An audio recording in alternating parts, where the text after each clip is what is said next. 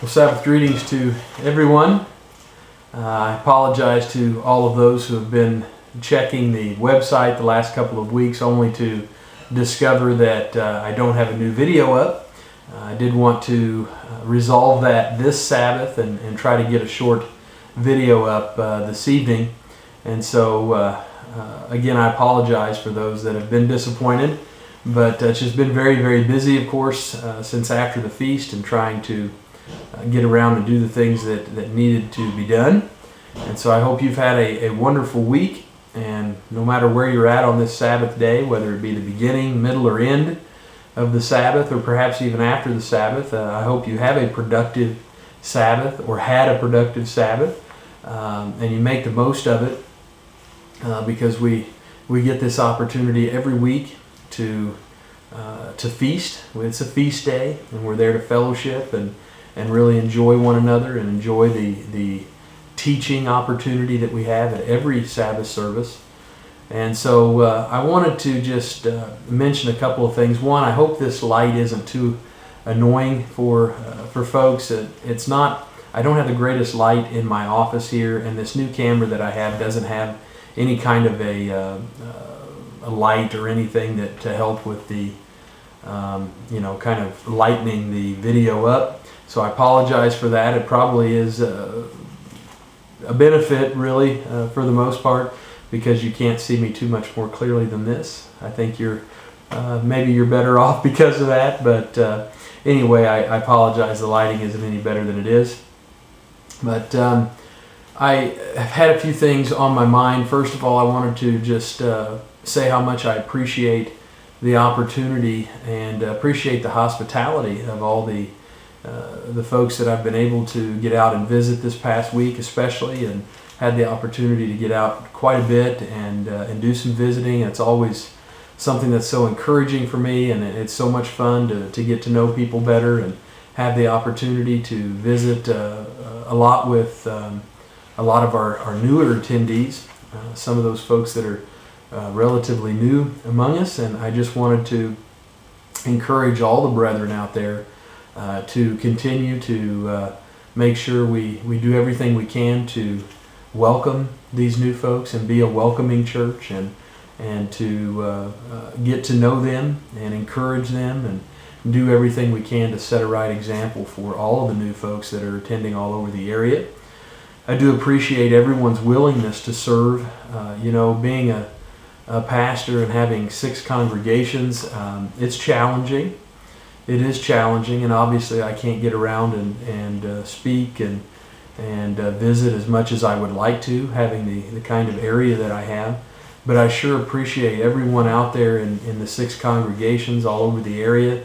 It takes so much more than just me to keep the body functioning and keep things running smoothly. And I appreciate everyone out there serving in so many different ways, encouraging and helping and doing the things necessary to serve one another.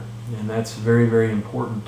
There's certainly no way that we as ministers could do all of that, and we look to you all, and we know that there's so many of the brethren out there that are willing to serve and to help and to encourage, especially these newer folks that are coming among us, and making sure that we set a right example for them, and again, to encourage them. We all need encouragement.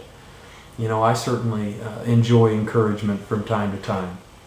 And these new folks, we have to remember sometimes what we had to do as we came out of the world. We all have different circumstances and a different calling, certainly. But some of these folks, we have to remember what they're going through and some of the changes that they're making. These are big life changes. They're not choosing a shoe color or anything like that. I mean, we're talking about big, major life changes that take place as we begin to respond to God's calling. And we want to be praying for one another and helping and serving and encouraging one another. And I'm so grateful to be here and to witness so much of that going on as you all are helping and serving me and helping and serving one another. It's very encouraging. It's what God is pleased with. And so, yes, I've had a few things on my mind this week, especially some of the headlines that we're seeing right now. I just wanted to cover one article. I probably could go through a lot more, but I just wanted to cover this one from Reuters from Wednesday, November 9th, this past Wednesday. The headline is, French and Germans explore idea of smaller Eurozone.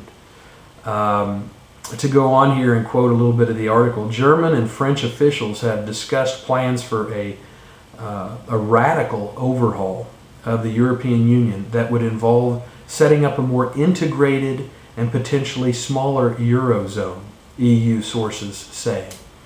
And so this is something that the EU is considering. And of course, right on the cover here of Reuters was Merkel from Germany and Sarkozy from France. And they are, considering, some radical things because of all the trouble that's going on in Italy and Greece and all over this tremendous debt crisis that has just ravaged the European Union. And I want to go on to quote here a senior EU official in Brussels from this same article. He says, "We need to move very cautiously, but the truth is that we need to establish exactly the list of those who don't want to be a part of the club and those who simply cannot be part." And so they're looking to be more integrated, they're looking to be more streamlined, they're looking for a core of nations. And we've been talking about that for some time now, especially as we know that the scripture says there's going to be 10 nations that make up the final beast power, that make up this union of church and state. These 10 nations giving their power over to the beast. And we know that that's what's prophesied to happen, and it's very likely that that is what is going to take place as the European Union continues to streamline and be more integrated and decide who's going to be a part of the club and who cannot be a part of it. And so, desperate times call for desperate measures. And they're certainly not overlooking the option of perhaps dwindling things down to a core of nations that are basically going to be making the decisions for all the rest of Europe. And so it looks like that could possibly be in the works, something that could come about at least sometime in the future. We don't know how quickly these things can take place. Sometimes they do take place very quickly. But at any rate, these articles, these headlines are right there. We don't have to dig for these things anymore. They're right here, and they're dominating the news, and we see these things happening. And Daniel's the one that states that this final revival of the Holy Roman Empire is going to be made up of 10 nations that give their power over to the beast. And how long have we been preaching that in the Church of God?